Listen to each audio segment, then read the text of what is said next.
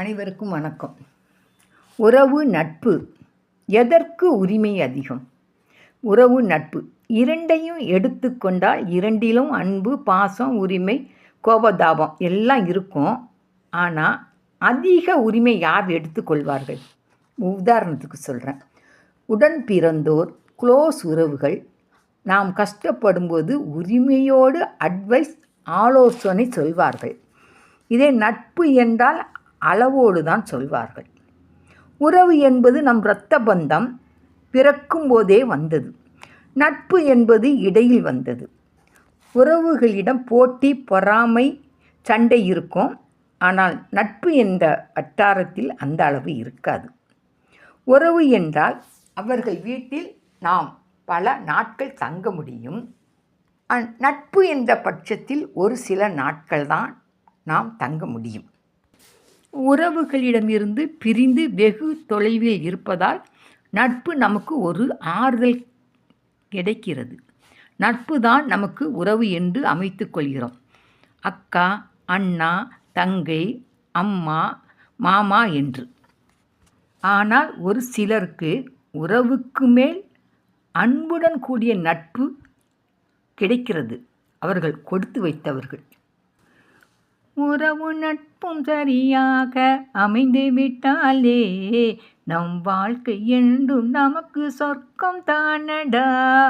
இதை விட வேறு என்ன வேணும்டா கண்ணா, இவை இறைவன் கொடுத்த வரம் என்று எண்ணிக்கொள்ளடா. இப்போ ஒரு நல்லது கெட்டது என்றாலே முதலில் வந்து நிற்பது உறவுதான். அதன் பின்தான் நட்பு.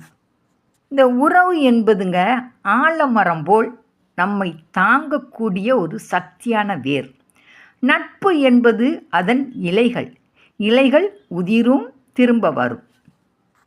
இப்போ நட்பில் பிரிவு வந்துவிட்டால் சில நாட்கள் மனம் வேதனைப்படும். ஆனால் இதே உறவில் பிரிவு வந்துவிட்டால் மனம் சோர்ந்துவிடும். இப்போ நட்பு என்பது நம்மை விட்டு விலகினாலும் விலகலாம். ஆனால் உறவு என்பது பிரிவு, பகை, சண்டை எது வந்தாலும் என்றோ ஒரு சமயத்தில் ஒன்று கூடிடுவோம். அதுதான் உறவுங்க. இப்போ ஒரு சடங்கு, திருமணம்னு வச்சுக்கோங்க. தாய் மாமன் உறவு, பெரியம்மா, பெரியப்பா, சித்தப்பா, சித்தி, சகோதரன், சகோதரி இல்லாமல் நடத்த முடியாது. அவர்கள் வராவிட்டால் பல கேள்விகளுக்கு நாம் ஆளாக நேரிடும். சீர் என்றாலே தாய்மாமன் உறவு தாங்க. திருமண மணமேடையிலையோ ஒரு சடங்கு விசேஷத்துலையோ தாய் தகப்பனுக்கு ஈடாக நிற்பது தாய்மாமன் உறவு தாங்க. ஒரு அழகான பாடல்ங்க.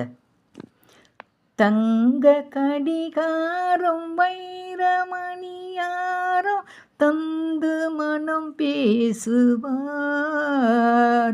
பொருள் தந்து மனம் பேசுவார்.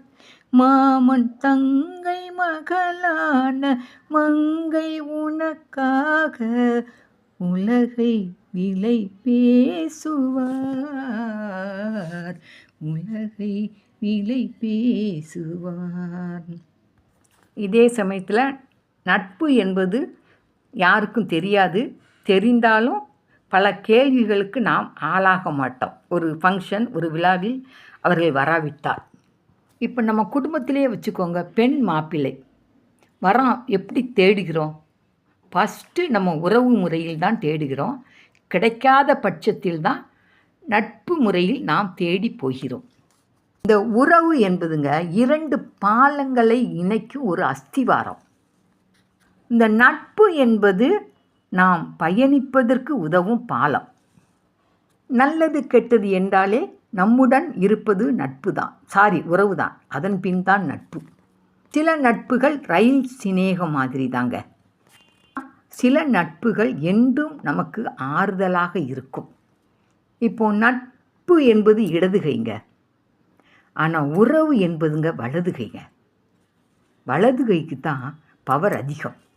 இதே உறவும் நட்பும் நமக்கு சரியாக அமைஞ்சிட்டனா நாம் கொடுத்து வைத்தவர்கள் தாங்க.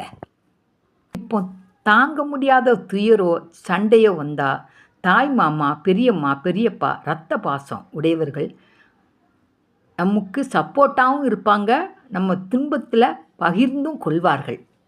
ஆனால் நட்பு என்ற வட்டாரத்தில் எல்லாவற்றிலும் அவர்கள் பகிர்ந்து கொள்ள மாட்டார்கள். ஆனால் சில விஷயங்களை நம்பிக்கை உரியவர்களிடம் மட்டும் நாம் பகிர்ந்து கொள்ள முடியும். இப்போ அவசர தேவைக்கு பணம்னா உறவு என்கிற பட்சத்தில் தான் நம்ம பணம் கேட்போம். இதே நட்பு வட்டாரத்தில் கேட்பதற்கு யோசிப்போம்.